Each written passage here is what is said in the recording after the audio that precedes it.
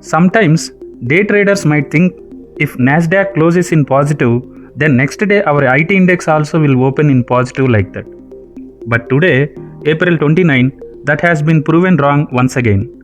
In US markets, nasdaq 100 index closed in positive with 287 points gain.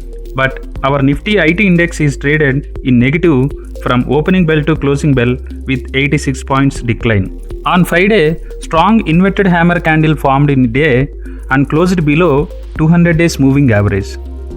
That selling pressure continuing on Monday due to HCL technology decline 6% in a day after announced Q4 results and 18 rupees dividend per share.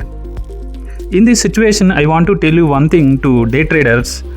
If earnings are good, stock will go up, and if earnings are bad, stock may fall like that they will think. But here, while results announcement, short sellers are key players to change the situation. So, be cautious on earnings day. HCL technology is one example what is happened today.